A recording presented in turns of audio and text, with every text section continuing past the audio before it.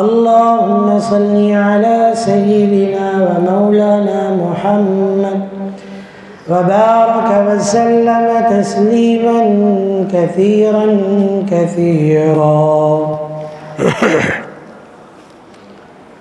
معزز سامعین، واجب الاحترام بزرگوں اور دوستوں، گزشتہ کچھ جمعوں سے معاشرتی زندگی کے حوالے سے بات چل رہی تھی، اس کے ذیل میں کچھ اور باتیں بھی آتی رہی۔ بہرحال تفصیلی موضوع ہے، آج کوشش کریں گے اس موضوع کے اعتبار سے، یہ آخری نشست ہو، اس میں شعبان المعظم کا مہینہ اللہ رب العزت کے فضل و کرم سے شروع ہو گیا ہے، اور آئندہ آنے والا مہینہ رمضان المبارک کا مہینہ ہے۔ اللہ رب العزت ہم سب کو، سارے مسلمانوں کو صحت و عافیت کے ساتھ رمضان المبارک کا مہینہ عطا فرمائے، اس میں اعمال کی توفیق عطا فرمائے، اور اللہ رب العزت اپنے فضل و کرم سے ہمارے ناقص اعمال کو بھی قبول فرمائے۔ تو اس سے متعلق پھر آئندہ نشستوں میں بات چلے گی۔ اللہ رب العزت نے ایک بہت بڑی نعمت اسلام کی صورت میں، دین کی صورت میں ہمیں عطا فرمائی، اور اللہ رب العزت نے فرمایا قرآن کریم میں، ان الدین عند اللہ الاسلام، فرمایا دین اللہ کے نزدیک وہ اسلام ہی ہے،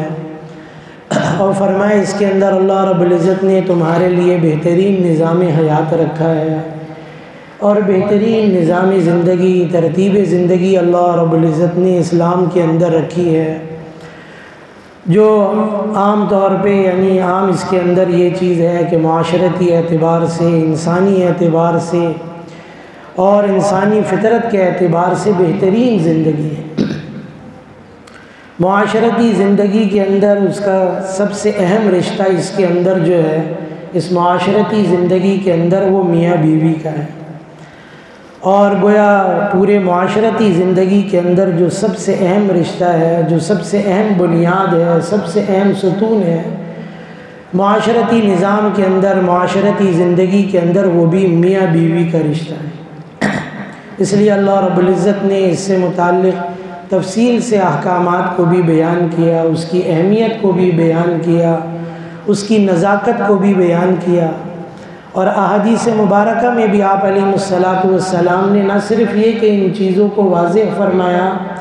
بلکہ اپنی زندگی بھی آپ علیہ السلام کی ہمارے سامنے، آپ کی سیرت طیبہ بتاتی ہے کہ کیسے یہ زندگی گزاری جائے گی۔ اس لیے اس اعتبار سے یہ رشتہ بہت اہم ہے ایک معاشرے کے، اور ایک اچھے معاشرے کے بننے کے لیے اس کے اندر، اس میں اس اعتبار سے اس رشتے کی بہت اہمیت ہے۔ اللہ رب العزت نے قرآن کریم میں اپنے احسانات گنوائے ہیں، اپنی نعمتوں کو بیان کیا ہے،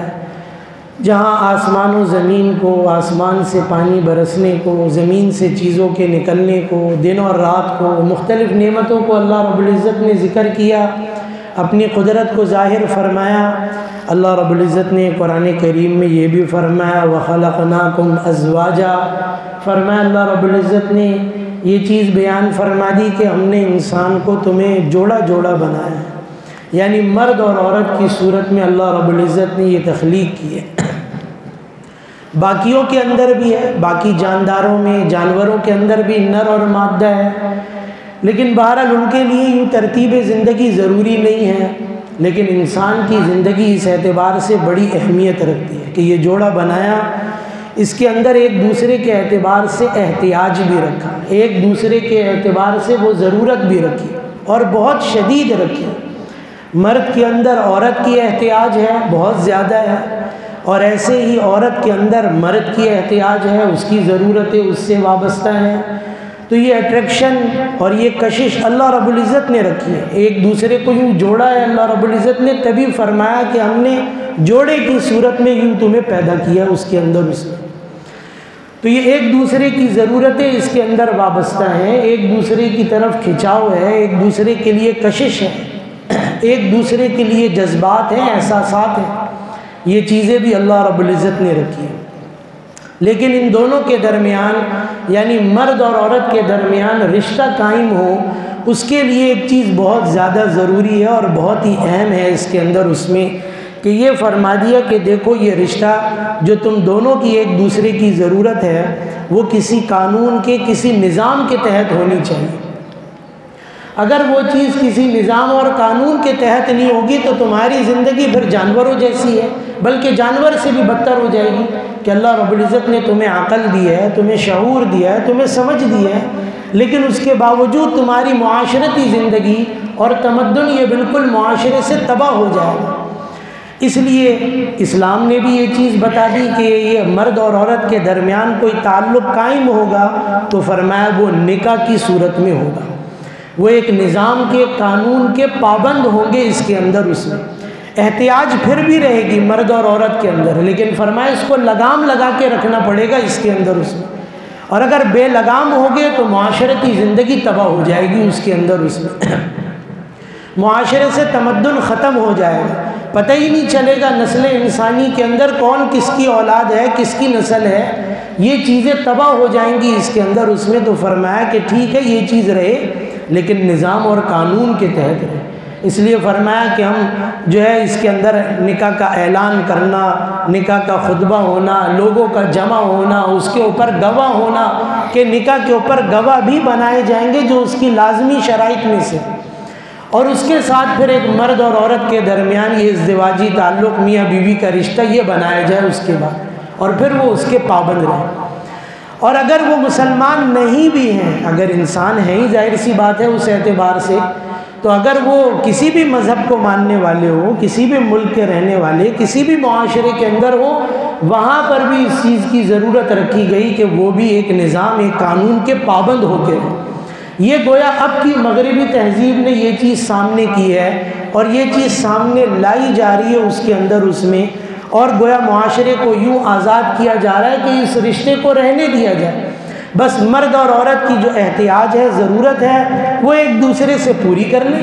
جتنے وقت کے لیے چاہیں پوری کر لیں، اور جب اپنی ضرورت نہیں سمجھتے یا کسی اور کی طرف احتیاج سمجھتے ہیں، کسی اور سے جڑنا چاہتے ہیں، تو رشتہ درمیان میں کوئی تھا ہی نہیں جو ٹوٹے گا، جو ختم ہوگا، کیونکہ طلاق کا معاملہ کسی بھی قانون میں اور مذہب میں بہت سخت ہے۔ مغربی ممالک میں بھی طلاق دیں گے تو اپنی جائیداد میں سے ایک بڑا حصہ عورت کو دینا پڑے گا اس کے اندر، بچوں کی پرورش کے اندر تو کوئی پابند ہونا ہی نہیں چاہتا، بس ٹھیک ہے اپنی ضرورتیں پوری کریں، بچے یا تو پیدا ہی نہ کیے جائیں، اور اگر بچہ پیدا بھی ہو جائے گا تو اس کی نسبت ماں سے جڑ جائے گی، لیکن اسلام نے یہ نظام اور یہ ترتیب زندگی نہیں سکھائی اس کے اندر اس میں، اور گویا ایک نسل کی، ایک معاشرے کی حفاظت کی اس کے اندر، کہ اگر درمیان میں رشتہ قائم ہوگا تو فرمایا کہ یہ رشتہ ایک قانون، ایک نظام کے تحت ہوگا، اور اس کی اہمیت بھی اس کے اندر برقرار رکھی گئی، اور اسی وجہ سے اس کی اہمیت اور نزاکت کی وجہ سے اس رشتے کے اندر بہت ہی اہم چیز، اگرچہ ایجاب و قبول نکاح کے اندر دو چیزیں ہوتی ہیں، صحیح ہے، جب نکاح کی پیشکش ہوتی ہے تو عورت سے اجازت لی گئی، پوچھا گیا، اور مرد سے بھی پوچھا گیا، دونوں نے قبول کر لیا تو یہ ازدواجی تعلق قائم ہوگا، میاں بیوی کا رشتہ بنے گا۔ لیکن اس رشتے کی گویا حفاظت کے لیے بڑی ذمہ داری سب سے زیادہ وہ مرد پر ہے، اور اسی لیے شریعت نے طلاق کا حق صرف مرد کو دیا، ہمارے اسلام میں، دین نے، مذہب میں صرف مرد کو، اگرچہ مغربی ممالک میں اور جگہوں پر عورت کو بھی طلاق کا حق ہے، وہ بھی طلاق دے سکتی ہے مرد کو، لیکن یہاں اسلام نے اس کی حفاظت کے لیے یہ حق مرد کو دیا کہ تم اپنے جذبات پہ، احساسات پہ، اپنی چیزوں پہ کنٹرول رکھو، اور جذبات میں آ کے جلدی سے اس کے لیے کوئی فیصلہ نہ کرو، اس کے اندر چیزوں کو دیکھا جائے، اگرچہ ضرورت کے درجے میں یہ حق خلا کی صورت میں عورت کو بھی دیا گیا کہ اگر وہ مرد کے ساتھ نہیں رہنا چاہتی تو وہ اپنی شکایت قاضی کے سامنے کر دے، اور قاضی پھر اسلام اس کو خلا کا حق دیتا ہے، لیکن قاضی اتنی آسانی سے خلا نہیں کرے گا، بلکہ عورت سے پوچھے گا کیا شکایتیں ہیں، کیا مسائل ہیں اور کیا پریشانی ہے، اور پہلے مرد کو وقت دیا جائے گا کہ جو اس کی شکایتیں وہ دور کی جائیں، جو اس کے مسائل ہیں عورت کے وہ حل کیے جائیں، اگر وہ شکایتیں دور ہو جاتی ہیں، وہ مسئلے حل ہو جاتے ہیں، وہ آپس میں رہنے کے لیے راضی ہو جاتے ہیں، تو پھر خلا کی کوئی ضرورت نہیں ہے، میاں بیوی بن کر رہے ہیں۔ حلال چیزوں میں سب سے زیادہ ناپسند چیز فرمایا وہ طلاق ہے اس کے، اسلام میں اگرچہ حلال ہے لیکن سب سے زیادہ ناپسند کی جانے والی چیز فرمایا وہ طلاق ہے، کیونکہ یہ معاشرتی زندگی کو ختم کرتی ہے اور آگے آنے والی نسلیں اس کی وجہ سے تباہ ہونے لگتی ہیں۔ ابھی میں کہیں سن رہا تھا، مولانا فرما رہے تھے اپنے کہیں سفر کے اندر ہی، کہنے لگے سفر سے واپسی ہوئی میری تو رائے گنج میں ایک ڈاکٹر صاحب سے ملاقات ہو گئی۔ یہ تو ہمارے یہاں بھی ہے بہرحال یہ چیزیں، گزشتہ جمعے بھی میں نے بات کی تھی، جو بچی کا حادثہ ہوا اس نے چھلانگ لگائی، کیا کیا اس کے پیچھے اسباب ہیں، لیکن اس کے پیچھے گھریلو زندگی کا بہت اثر ہے بچے کے اوپر۔ تو بہرحال ڈاکٹر سے ملاقات ہوئی، پوچھا کہ آپ کس چیز کے ڈاکٹر ہیں، تو اس نے کہا میں بچوں کا سائیکیٹرسٹ ہوں، دماغ کا ڈاکٹر ہوں بچوں کا۔ تو کہنے لگے کہ میں اس پر اتنا حیران ہوا کہ بچے بھی اس طرح کے مرض میں مبتلا ہوتے ہیں؟ کہنے لگے ہاں بچے بھی ڈپریشن کے مریض ہیں۔ کہا بچوں کو بھی ڈپریشن ہوتی ہے؟ کہا بچے بہت زیادہ ہیں۔ اور کہنے لگا کہ میں تو باہر کسی ملک میں ڈاکٹر ہوں اور اتنے پیشنٹ ہیں اس کے، اتنے مریض ہیں کہ میرا نمبر جب لیا اپوائنٹمنٹ لی جاتی ہے تو 6 مہینے کے بعد آتا ہے میرا نمبر، 6 مہینے کے بعد اپوائنٹمنٹ ملتی ہے، اتنے مریض ہیں اس کے لیے۔ اور اس کی وجہ یہ ہے کہ جو گھر کے اندر کی معاشرتی زندگی ہے وہ تباہ ہے، اندر کوئی نظام ہی نہیں ہے اس کے اندر۔ بچے جو ہیں وہ تو جو ہے کسی کیئر سینٹر میں، کسی ایسی جگہ ایسے اسکول میں پیدا ہوتے ہی ڈال دیتا۔ میری ایک عزیزہ ہیں جاننے والی، وہ آسٹریلیا میں نے پہلے بھی یہ بات عرض کی تھی، وہ بھی وہاں کچھ کام کرتی ہے۔ تو وہ خود کہنے لگی ان بچوں کو، اتنے خوبصورت بچے ہیں، گوروں کے بچے ویسے ہی خوبصورت اس کے اندر، انتہائی خوبصورت بچے، جیسے گڑیا اور گڈا ہوتا ہے ایسے انتہائی خوبصورت بچے، اتنے پیارے۔ اور ماں باپ ہے نہیں، صبح جاتے ہوئے ماں یا باپ گاڑی میں چھوڑ کے چلا جاتا ہے، پھر شام میں جب آتے ہیں تو لے کے گھر چلے جاتے ہیں۔ تو اس نے بڑی عجیب بات وہ کہنے لگی کہ اتنا دیکھ کے افسوس اور دکھ ہوتا ہے ان بچوں کو کہ بچے نے جب پہلا لفظ بولا اپنی زبان سے اور بولنا شروع کیا تو وہ اس کے ماں باپ نے نہیں دیکھا۔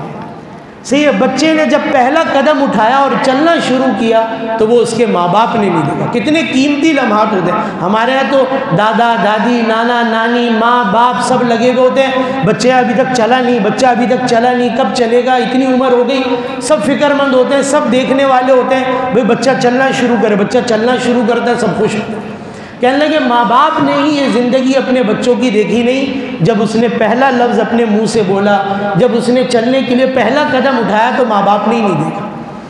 تو بہرحال یہ قانون، ایک نظام کے تحت یہ چیز لائی گئی، اور یہ اسی لیے اس رشتے کی اہمیت اور نزاکت کی وجہ سے حکم، اور اس کے لیے طلاق کے لیے جو چیز ہے وہ حق مرد کو دیا گیا کہ جتنا ہو سکے اس رشتے کو بچا کے رکھو، اس کی حفاظت کرو، اپنے جذبات پہ، اپنے غصے پر، اپنے احساسات پہ کنٹرول کر کے رکھو اس کے اندر۔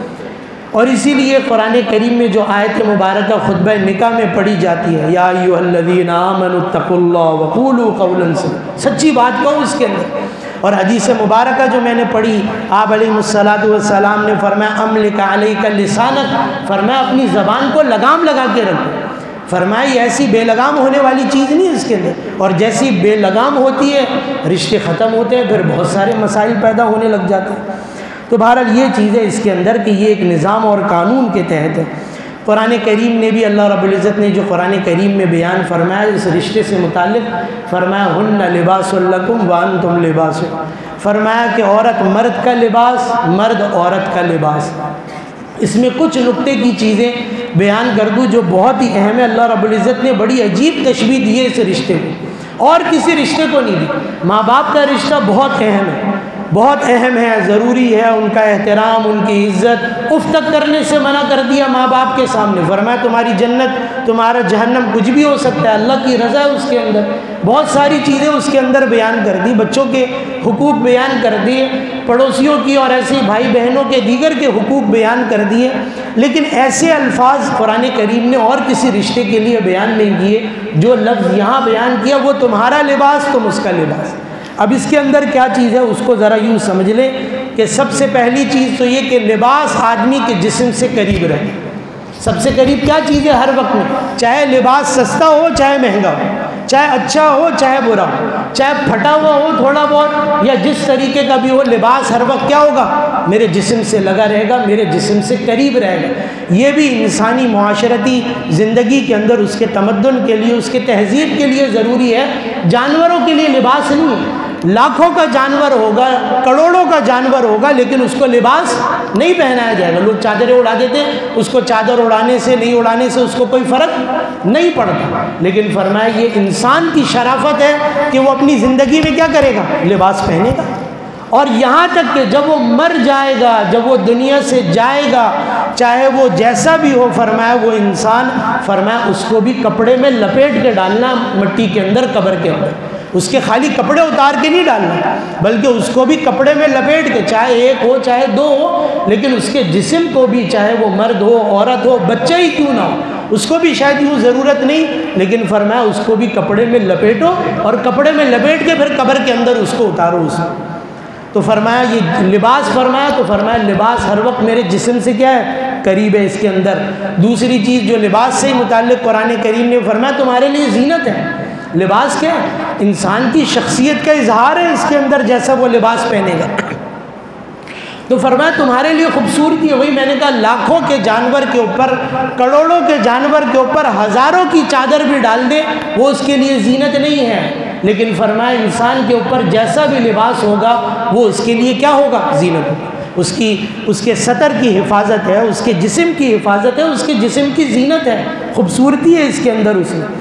ایسی فرمایا دیکھو لباس کے اوپر کوئی گندگی لگ جاتی ہے، کوئی چیز لگ جاتی ہے تو ہم کیا کرتے ہیں؟ اس کو دھو دیتے ہیں، اس کو دھو کے صاف کر لیتے ہیں۔ یہاں تک کہ اگر کپڑے پر ناپاکی بھی لگ جائے گی تو پورا کپڑا ناپاک نہیں ہوگا، کپڑا اس جگہ سے ناپاک ہوگا جہاں ناپاکی لگی ہوئی ہے، اور آپ اس جگہ کے حصے کو پکڑ کے دھو دیں گے تو کیا ہو جائے گا؟ کپڑا پاک ہو جائے گا، آپ اس کے بعد پہن لیں۔ تو یہ بھی سمجھ لیں اس کے اندر کہ اگر اس رشتے کے اندر بھی کہیں کوئی خرابی ہے تو فوراً رشتہ ختم کرنے کی ضرورت نہیں ہے، اس خرابی کو چھپا لو، اس کو صاف کر دو، اس چیز کو، اس کمی کو دور کرنے کی کوشش کرو۔ ایسا نہ کرو کہ فوراً جلدی سے اس رشتے کو ختم کر دے۔ یہ ایسے ہی ہو گیا جیسے کپڑا ذرا سا گندا کیا ہوا، آپ نے اتار کے پھینک دیا اور ننگے پھر رہے ہیں۔ کوئی آدمی کسی کو دیکھے کہ بے لباس پھر رہا ہے، کپڑا بدن پر نہیں ہے، اس سے پوچھے بھائی کپڑا کیوں نہیں پہنا؟ تو کیا گندگی لگ گئی تھی؟ تو کہیں گے بے وقوف، کپڑے کو دھو کے پہن لیتے، ننگے پھرنے سے تو اچھا ہے ویسا لباس پہن کے،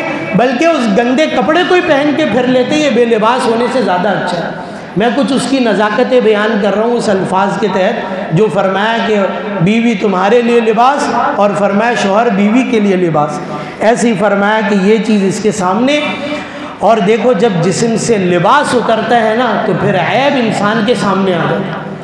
صحیح ہے نا؟ یہ چیز اتنی معمولی نہیں، جب یہ رشتے ختم ہوتے ہیں تو پھر کیا ہوتے ہیں؟ عیوب سامنے آنے لگ جاتے ہیں۔ صحیح ہے، لڑکے والے لڑکی کے عیوب سامنے رکھ رہے ہیں، اس کے خاندان والوں کے عیوب برائیاں سامنے کر رہے ہیں، اور لڑکی والے لڑکے والوں کے عیوب بیان کر رہے ہیں۔ تو یہ لباس، اس کو لباس کی طرح رکھو۔ اگر تم نے اس کو جسم سے یوں نکالا تو فرمایا پھر تمہارے عیب ظاہر ہونے لگ جائیں گے اس کے اندر، پھر تمہاری برائیاں سامنے آنے لگ جائیں گی اس میں۔ اور یہ چیز ہوتی ہے، لڑکے کا بھی جب رشتہ ہوتا ہے، اگر کہا جائے طلاق ہو گئی تو نئے رشتہ کرنے والے پوچھتے ہیں بھائی کیا وہ طلاق ہوئی کیوں تھی، کیا بات ہو گئی تھی؟ لڑکی اگر طلاق یافتہ ہو تو پوچھا جاتا ہے بھائی کیوں طلاق دے دی لڑکے نے، کیا مسئلہ تھا؟ تو پھر یہ عیب تمہارے کھل کے سامنے آنے لگیں گے۔ اس لیے اس لباس کو ایسے ہی رکھو اس کے اندر۔ ایسی میں نے پہلے بھی یہ بات عرض کی تھی، اللہ رب العزت نے قرآن کریم میں اپنی نشانیوں کو جہاں بیان کیا، وہاں فرمایا من آیاتہ ان خلق لکم من انفسکم ازواجا، فرمایا دیکھو ہماری نشانیوں میں سے ایک بڑی نشانی کیا ہے؟ ہم نے تمہیں جوڑا جوڑا بنایا تمہارے انسانوں کے اندر، مرد اور عورت کی صورت میں، اور فرمایا تمہارے اندر یہ رشتہ بھی قائم کیا، جہاں نکاح ہوگا یہ ازدواجی تعلق قائم ہوگا، تو فرمایا یہ میاں بیوی کا رشتہ بھی تمہارے درمیان بنایا، اور فرمایا پھر اس کے اندر تمہیں 3 نعمتیں اور ملیں گی، 3 فائدے اور ہوں گے۔ فرمایا پہلی چیز کیا ہوگی؟ فرمایا لتسکنوا الیہا، فرمایا اس میں تمہارے لیے اللہ نے سکون رکھا ہے، سکون۔ فرمایا میاں بیوی، فرمایا ایک دوسرے کے لیے سکون کا ذریعہ۔ آدمی کی وحشت کسی چیز سے دور نہیں ہو سکتی، یہ بات یاد رکھیں۔ عورت کی وحشت بھی کسی چیز سے دور نہیں ہو سکتی، چاہے اس کے پاس بہترین رہنے کے لیے گھر ہو، بہترین برانڈڈ کپڑے ہو، بہترین امپورٹڈ گاڑی ہو اس کے پاس فیشن کا سامان ہو، گھومنے پھرنے کے لیے مال ہو، تو بھی فرمایا مرد اور یہ دونوں کے لیے، دونوں کے پاس یہ چیزیں ہوں، لیکن فرمایا ان کی وحشت فرمایا یوں دور نہیں ہوگی۔ فرمایا میاں بیوی ایک ساتھ رہیں، تھوڑا مال ہو، چھوٹا گھر ہو، رہن سہن آسان ہو، اس کے اندر اس میں زیادہ چیزیں نہیں ہیں، گھر کے اندر صرف گزارے کے مطابق بھی چیزیں ہوں یا نہ بھی ہو، فرمایا اگر محبت ہوگی، آپس میں عزت ہوگی ایک دوسرے کی، آپس میں احترام ہوگا، آپس میں ایک دوسرے کا لحاظ ہوگا، تو فرمایا پھر ایک دوسرے کے ساتھ سکون ملے گا۔ فرمایا سکون ہے، اور آگے فرمایا وَجَعَلَ بَيْنَكُمْ مَوَدَّةً، اللہ نے ہمدردی رکھی ہے اس کے اندر، اس میں انجان تھے پہلے یہ دونوں لوگ، آپس میں کوئی رشتہ نہیں تھا، نکاح ہوا رشتہ جڑ گیا۔ اب مرد کی اگر شوہر کی کوئی تکلیف ہوتی ہے تو بیوی بے چین ہو جاتی ہے، پریشان ہو جاتی ہے، اور ایسی اگر بیوی کو کوئی تکلیف ہوتی ہے تو مرد بے چین ہو جاتا ہے، پریشان ہو جاتا ہے۔ میرے ایک ساتھی ہے، ابھی کچھ ہی مہینے پہلے جو ہے ان کی اہلیہ کا انتقال ہوا، بالکل اچانک سے، یعنی بیمار تھی کچھ نہ کچھ لیکن اتنا اندازہ نہیں تھا، بالکل اچانک سے انتقال ہوا باہر۔ میں بھی گیا ملنے کے لیے، ملاقات کے لیے، مجھ سے جب وہ گلے ملا نا، شاید ہم نے 8 سال پڑھتے ہوئے کبھی ایسے گلے نہیں ملے ہوئے، اور جب وہ گلے ملا تو اس نے مجھے سینے سے لگا کر دبایا اس نے مجھے، اور شدت سے رونے لگا اس کے اندر اس نے۔ ٹھیک ہے، مذاق مستی میں چیزیں کہہ دیتے ہیں، ہاں بھائی دوسری کر لیں گے، یہ ہے وہ ہے، یا اور چیزیں اور باتیں ہو جاتی ہیں اس کے اندر اس میں، لیکن اللہ اگر یہ رشتہ یوں اسلام کے مطابق، دین کے مطابق جوڑتا ہے تو فرمایا اس کے اندر ہمدردی ہوتی ہے، اللہ نے رکھی ہے۔ اس کی تکلیف پر وہ بے چین ہوگا، اور ایسی بیوی کی تکلیف پر مرد بے چین ہوگا،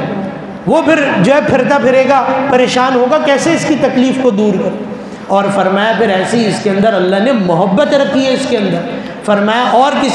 فرمایا یہ جو وقتی طور پر محبتیں ہوتی ہیں وقت کے ساتھ ختم ہو جاتی، چیزوں کی وجہ سے تعلق ہے، چیز ختم، رشتہ ختم اس کے اندر، لیکن فرمایا اس کے اندر اللہ رب العزت نے محبت بھی رکھی، تو فرمایا یہ فائدے بھی حاصل ہوں گے، اور فرمایا ان ذالک لآیات لقوم یتفکرون، فرمایا یہ رشتہ تمہیں جب سمجھ میں آئے گا جب تم اس میں غور کرو گے کہ یہ اللہ کی نشانی ہے، ورنہ ایسے سمجھ میں نہیں آئے گی، ایسے تمہیں لگے گا بس زندگی گزر رہی ہے، بس گزارتے رہو، اللہ کی اس نعمت کا تمہیں احساس نہیں ہوگا جب تک تم اس کے اندر غور و فکر نہیں کرو گے، سوچو گی۔ اس لیے دیکھو یہ رشتہ بڑا اہم ہے اس کے اندر، تو بہرحال یہ چیز اس کے اندر ہے، اس میں اس اعتبار سے یہ نعمت بیان فرما دی کہ یہ نعمتیں اس کے بعد ملنے والی ہے، اور فرمایا کہ ایسے ہی اس کے اندر یہ رشتہ بڑا اہم ہے اس کے اندر بھی، اور فرمایا یہ اللہ کی بڑی نشانیوں میں سے ایسی اس کے اندر سب سے اہم چیز اس اعتبار سے کہ میرے بھائیوں یہ چیز سمجھنے کی ہے، جاننے کی ہے، بہت زیادہ ضروری ہے۔ جو اخلاق کے اوپر بات چل رہی ہے نا، یہ معاشرتی زندگی فرمایا اچھے اخلاق سے چلی۔ آپ علیہ السلام نے فرمایا اچھے اخلاق کی تکمیل کے لیے اللہ رب العزت نے مجھے مبعوث کیا، مجھے بھیجا، میں اچھے اخلاق کی تکمیل کروں، اور پھر آپ نے فرمایا میں تم میں سب سے اچھے اخلاق والا ہوں، اور اس کی وجہ یہ ہے کہ میں اپنے گھر والوں کے ساتھ اچھا ہوں۔ یہ بات اپنے ذہنوں میں بٹھا لیں کہ گھر کی زندگی میری صرف اچھی نماز سے نہیں چلے گی، صحیح ہے، میرے صدقہ خیرات سے گھر کی زندگی نہیں چلے گی، میں مسجد میں 8-8 گھنٹے بیٹھا رہتا ہوں اور مصلی پہ بیٹھ کر سبحان اللہ، الحمدللہ، استغفر اللہ اور درود شریف پڑھتا رہتا ہوں، ذکر کرتا رہتا ہوں، گھر کی زندگی صرف اس سے نہیں چلے گی، میری گھر کی زندگی میرے عالم فاضل مفتی ہونے کے ڈگری سے نہیں چلے گی، میری انجینئرنگ کی ڈگری سے، میری ڈاکٹری کے ڈگری سے، میری سی اے ہونے کے ڈگریوں سے میری گھر کی زندگی نہیں چلے گی، میری گھر کی زندگی اچھے اخلاق سے چلے گی۔ یہ بات سمجھنے کی ہے اس کے اندر اسے، گھر کی زندگی آپ کے پاس لاکھ ڈگریاں ہوں اور آپ تصوف کے منازل طے کر کے آگے نکل جائیں، لوگ آپ کے ہاتھ پاؤں چومتے ہوں، پاؤں دھو کر پیتے ہوں، لیکن فرمایا اس سے گھر کی زندگی نہیں چلے گی، اگر گھر کے اندر وہ اچھے اخلاق نہیں ہوں گے تو گھر تباہ ہو جائے گا اس کو، پھر آپ کا ذکر نہیں بچائے گا آپ کا گھر، صرف آپ کی نماز صرف آپ کا گھر نہیں بچا سکتی،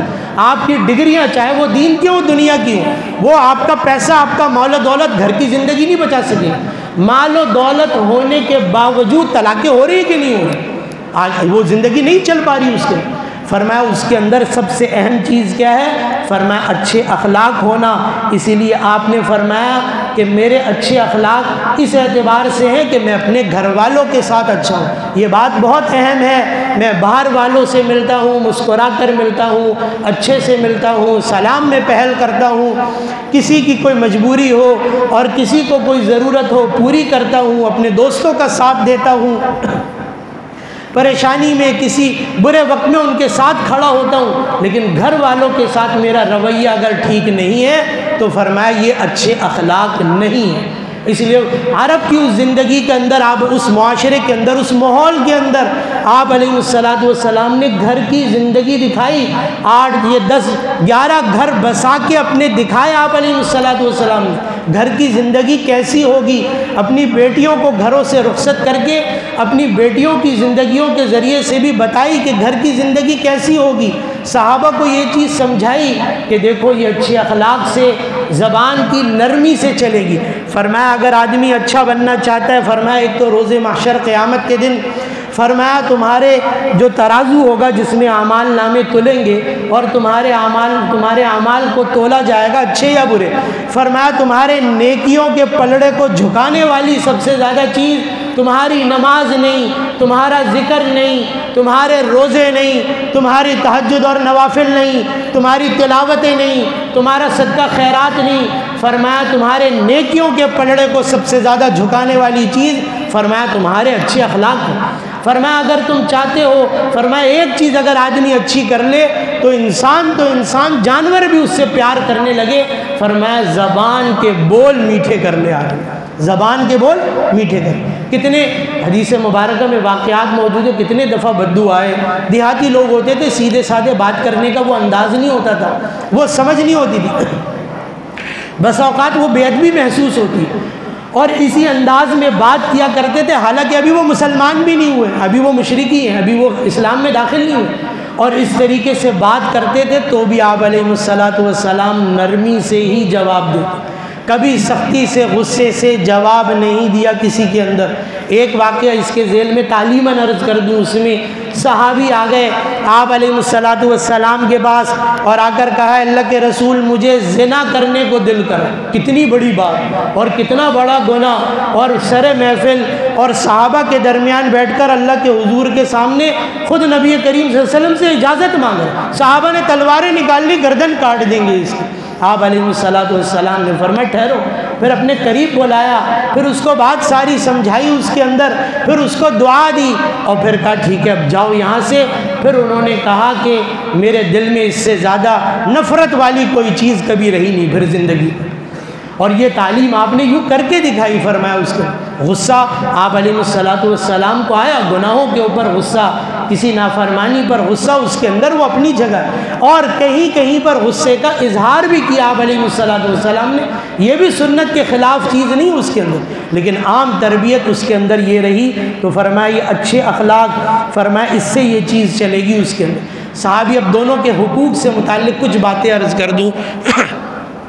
مردوں نے اپنا حق پکڑا ہوا ہے اصل میں، صحیح ہے، جب بیویوں کے ساتھ مسئلہ ہوتا ہے نا تو فوراً اپنا حق لے کے کھڑے ہو جاتے ہیں کہ بھائی تمہیں تو سجدہ کرنے کا حکم ہے، باقی جو مرد کے ذمے جو حق ہے وہ تو بتاتے ہی نہیں، صحیح ہے، وہ یاد نہیں رہتا اس کو، اور بیوی اپنا حق لے کے کھڑی رہتی ہے کہ جو میرا حق ہے وہ ملنا چاہیے، جو شوہر کا حق ہے وہ بھول جاتی ہے اس کے اندر۔ اس میں دونوں سے متعلق ایک دو باتیں بس اس میں عرض کروں۔ ایک صحابی آئیں اور آ کر پوچھا اللہ کے رسول میرے شوہر کا مجھ پر کیا حق ہے؟ فرمایا پوچھا اللہ کے رسول میرے شوہر کا مجھ پر کیا حق ہے؟ آپ علیہ السلام نے فرمایا تیرے شوہر کے جسم میں زخم ہو جائیں، دانے ہو جائیں اس کے اندر، اور اس کے اندر سے پیپ نکلنے لگے، اس سے گندا پانی رس رہا ہے اس کے اندر، اور اس گندے پانی کو تو اپنے زبان سے چاٹ کر صاف کرے تو بھی اپنے شوہر کا حق ادا نہیں کر سکتی اس کے۔ اونٹ نے آ کر سجدہ کیا آپ علیہ السلام کے سامنے، صحابہ نے کہا اللہ کے رسول آپ سجدے کے یوں حقدار ہیں، آپ ہمیں بھی حکم کریں، ہمیں بھی اجازت دیں، ہمارا بھی دل کرتا ہے آپ کو سجدہ کر دیں۔ آپ نے فرمایا نہیں، ہماری شریعت میں میرے دین میں یہ منع ہے، اللہ کے علاوہ کسی کو سجدہ نہیں ہوگا۔ ہاں اگر میں سجدے کا کہتا تو فرمایا میں عورت کو حکم دیتا، بیوی کو حکم دیتا کہ اپنے شوہروں کے آگے سجدہ کرو۔ فرمایا یہ اس کے لیے اللہ نے ایک مقام رکھا اس کے اندر، اللہ رب العزت نے یہ حیثیت رکھی اس کے اندر اس میں۔ ایسے ہی آپ علیہ السلام نے فرمایا کہ دیکھو میں نے عورتوں کو سب سے زیادہ جہنم میں دیکھا، اور اس جہنم میں ہونے کی ایک بڑی وجہ یہ ہے کہ اپنے شوہروں کی ناشکری کرتی ہے۔ کیا کرتی ہے؟ شوہروں کی ناشکری کرتی ہیں، جس کی وجہ سے میں نے ان کو زیادہ جہنم میں دیکھا۔ اب ایک فضیلت بھی سن لو، فرمایا آپ علیہ السلام نے فرمایا جس عورت نے 5 وقت نمازوں کا اہتمام کیا، فرمایا روزہ رکھا، فرمایا اپنے عزت کی، اپنے شوہر کی جو عزت ہے، فرمایا اس کی حفاظت کی، کوئی بدکاری نہیں کی، اس عزت کی، اپنی شرمگاہ کی حفاظت کی، فرمایا روز محشر قیامت کے دن جب جنت میں جائے گی، فرمایا جب جنت کے قریب پہنچے گی تو فرمایا جنت کے 8 دروازے اس عورت کے لیے کھل جائیں گے، اور اللہ رب العزت فرمائیں گے جس دروازے سے تو چاہتی ہو اس دروازے سے جنت میں چلی۔ اتنا معمولی صدقہ خیرات، کیونکہ عورت اکثر مال کی مالک نہیں ہوتی، اس کے پاس اتنا مال نہیں ہے تو اس نے اتنا پابند نہیں کیا۔ حج کرنے کے اندر بھی وہ مرد کی پابند ہے، یا تو مال کے اعتبار سے یا پھر کسی جو ہے وہ ذمہ دار کے اعتبار سے، کوئی محرم اس کے اندر ہوگا تبھی۔ تو فرمایا نماز، روزہ، شرمگاہ کی حفاظت، عزت کی حفاظت، گھر کی حفاظت، گھر کی معمول کی زندگی، اور فرمایا یہ چیز کر کے فرمایا دنیا سے چلی گئی صرف اس پہ اللہ کو راضی کر کے، فرمایا 8 دروازے کھول دیں گے اللہ رب العزت جنت کے اس کے لیے۔ ایسی فرمایا مردوں ذرا یہ تم بھی سن لو تھوڑا سا، اس میں آپ علیہ السلام نے حجۃ الوداع کے موقع پر آخری خطبہ، تقریباً آخری خطبہ، بعد میں بھی کچھ باتیں فرماتے رہے، عرفات میں جو فرمایا اس میں جو چند اہم باتیں بیان فرمائی، فرمایا فاتقوا النساء، فرمایا عورتوں کے معاملے میں اللہ سے ڈرنا، یہ تمہارے پاس اللہ کی امانت ہے، کل اللہ رب العزت تم سے پوچھیں گے، اس کا حساب لیں گے۔ حدیث مبارکہ میں بڑے سخت الفاظ آپ علیہ السلام نے اور بڑے عجیب الفاظ آپ علیہ السلام نے فرمائے شریف آدمی اپنے بیوی سے دب کے رہتا ہے، اور فرمایا کمینہ آدمی اپنی بیوی کو دبا کے رکھتا ہے۔ آپ علیہ السلام نے اتنے سخت الفاظ کہے نہیں ہیں، بہت ہی کم کہیں، بہت ہی کم، اپنی 23 سالہ نبوت کی زندگی میں ایسے سخت الفاظ بہت کم کہیں، لیکن یہاں فرمایا وہ شخص کمینہ ہے جو عورت کو دبا کر رکھتا ہے، کہ جب وہ گھر میں گھسے یا گھر میں ہو یا نہ ہو، اس کی بیوی اس سے صرف ڈرتی ہو، اس کی عورت اس سے ڈرتی ہو۔ آپ علیہ السلام نے اپنی بیویوں کو یوں نہیں رکھا، ازواج مطہرات کو آپ علیہ السلام نے یوں نہیں رکھا، اور نبوت کے بعد اس مقام پر ہونے کے باوجود اور بیویوں کے ازواج مطہرات کے ہونے کے باوجود اپنے کپڑے خود دھو لیے، اپنا جوتا خود سی لیا، اپنا ٹوٹا ہوا بٹن خود لگا لیا، اپنے کپڑوں پر پیوند خود لگا لیے۔ اما عائشہ صدیقہ رضی اللہ تعالیٰ عنہ کو شروع میں آٹا گوندنا نہیں آتا تھا، آپ علیہ السلام گوند کے دیا کرتے روٹی پکوانے کے لیے۔ تو یہ چیزیں بھی اس کے اندر فرمائی کہ یہ تو شخص انتہائی کمینہ ہے، فرمایا جو اپنی بیوی کو دبا کر رکھتا ہے۔ یہ اتنے سخت الفاظ آپ علیہ السلام نے فرمایا گھر کی زندگی سکھائی، اس کے اندر آخری 1-2 باتیں اس میں عرض کر دوں۔ حضرت علی رضی اللہ تعالی عنہ، حضرت علی رضی اللہ تعالی عنہ، حضرت فاطمہ رضی اللہ عنہ، جھگڑا ہو گیا کسی بات پر، اور یہ چیز فرمایا انسان ہے تو فرمایا یہ چیزیں گھر کے اندر ہوتی ہیں، تو حضرت علی رضی اللہ تعالیٰ عنہ بجائے اس کے کہ لڑائی کو بڑھایا جائے، بحث کیا جائے، خود سے برداشت نہیں ہو رہا تھا، گھر سے باہر نکل گئے۔ گھر سے کیا ہو گئے؟ چلے گئے اس وقت میں کہ تھوڑی دیر کے بعد غصہ ٹھنڈا ہو جائے گا پھر آ جاؤں گا۔ اما عائشہ صدیقہ رضی اللہ تعالیٰ عنہ اور آپ علیہ السلام پر کسی بات پر بحث ہو رہی ہے، کسی بات پہ یعنی بات بڑھ گئی، اس کے اندر کوئی بات چل رہی ہے، اس کے اندر اس میں حضرت ابو بکر صدیق رضی اللہ عنہ دیکھا غصہ آ گیا، ڈانٹنے لگے، آگے بڑھے اما عائشہ صدیقہ رضی اللہ عنہ کو روکنے، بیٹی ہے روکنے کے لیے، ڈانٹنے کے لیے، آپ علیہ السلام نے روک دیا، ابو بکر آپ آگے نہ آئیں، یہ میرا اور میری بیوی کا معاملہ ہے، ہم حل کریں گے اس کو آپس میں نے پہلے بھی یہ بات عرض کی تھی، اس رشتے کے اندر اور کسی کی کوئی گنجائش نہیں ہے، اس لیے اپنے اس رشتے کو بنانے کے لیے، اس کو بچانے کے لیے، اس کو نبھانے کے لیے آپس میں ایسا اعتماد، تعلق، محبت ہونی چاہیے کہ کسی کو آنے کی ضرورت ہی نہ پڑے بیچ میں، لڑائی جھگڑا ہو یا کچھ بھی ہو، محبت ہو، آپس کے اندر یہ چیز رہے گی اس میں۔ تو حضرت ابو بکر کو روک دیا، باپ ہیں حالانکہ دوست بھی ہیں، فرمایا نہیں آپ کو آنے کی ضرورت نہیں ہے، یہ مسئلہ ہم خود حل کریں گے، اس سے ہٹ جائے۔ آخری واقعہ عرض کروں اس میں، اما عائشہ صدیقہ اکثر سفر میں ہوتی تھی، جہاد کا سفر ہے، جہاد کا، یہ میں نے سورہ مائدہ کی آیت نمبر 6 جہاں تیمم کا حکم آیا تفصیل سے اس میں بات کی ہے۔ بہرحال یہ غزوے کا سفر ہے، جہاد کا سفر ہے، آپ علیہ السلام بھی اس میں موجود ہیں، اور اما عائشہ صدیقہ رضی اللہ تعالیٰ عنہ بھی موجود ہیں، باقی صحابہ بھی ہیں، حضرت ابو بکر بھی اس سفر میں موجود تھے رضی اللہ تعالیٰ۔ بہرحال سفر اب وہاں کچھ وقت کے لیے ایک جگہ پہ پڑاؤ تھا، وہاں سے اب چلنے کا وقت آیا دن کے وقت میں کہ اب یہاں سے کوچ کریں، پھر رات میں آگے کسی جگہ پر ٹھہریں گے جہاں پانی وانی کا بندوبست ہوگا، باقی چیزیں بھی دیکھیں گے۔ اب جب سفر کا وقت قریب آیا تو اس وقت میں اماں عائشہ صدیقہ رضی اللہ تعالیٰ عنہ اپنی سواری پر بیٹھ گئی، اپنے ہودج میں بیٹھ گئی اور اٹھا کر وہ ڈولی اونٹ پر رکھ دی گئی، لیکن اچانک ان کی نظر پڑی اپنے سینے پر، اپنے گلے پر، تو دیکھا جو ہار میں پہنی ہوئی تھی وہ ہار موجود نہیں ہے۔ آپ علیہ السلام کو پیغام بھجوایا، سواری بٹھائی گئی، آپ تشریف لائے، کیا ہو گیا عائشہ؟ فرمایا اللہ کے رسول میرا ہار گم ہو گیا، ہار ڈھونڈ دے پہلے پھر چلتے۔ آپ اتنا عجیب واقعہ ہے، اتنا عجیب واقعہ، اور ایسی محبت، ایسی الفت شاید کسی کی زندگی میں بھی یوں دیکھنے کو نہ ملے، چاہے وہ بہت زیادہ اہل علمی کیوں نہ ہو۔ بہت مشکل چیز ہے، بہت مشکل چیز ہے۔ اور سفر دیکھے غزوے کا، وہاں کا سفر آسان نہیں، اس کے اندر اس میں اونٹوں پر ہوگا، گرمی ہے، مشقت ہے، سامان چیزیں پوری نہیں ہوتی، پانی ہر جگہ موجود نہیں ہوتا، جو مسئلہ یہاں پر بھی کھڑا ہو۔ فرمایا اللہ کے رسول میرا ہار ڈھونڈ دیں، پھر اس کے بعد چلتے ہیں۔ آپ علیہ السلام نے غصہ نہیں کیا کہ بھائی جہاد پر نکلے ہوئے، آگے جانا ہے، آگے مقابلہ ہے، آگے لڑائی ہونی ہے، بہت ساری چیزیں آگے پیچھے پوری جماعت پڑی ہوئی ہے، ایک ہار کے چکر میں تیری وجہ سے یہاں پریشان ہوتا رہا۔ فرمایا کہ اچھا ٹھیک ہے بھائی بٹھاؤ۔ صحابہ کو اعلان کر دیا کہ اماں عائشہ صدیقہ یعنی اس اعتبار سے کہہ رہا ہوں عائشہ کا ہار گم ہو گیا، بھائی ڈھونڈو سارے کے سارے۔ اب سارے صحابہ ہار ڈھونڈ رہے ہیں کہ بھئی جو ہے حضرت عائشہ رضی اللہ تعالیٰ کا ہار گم ہو گیا۔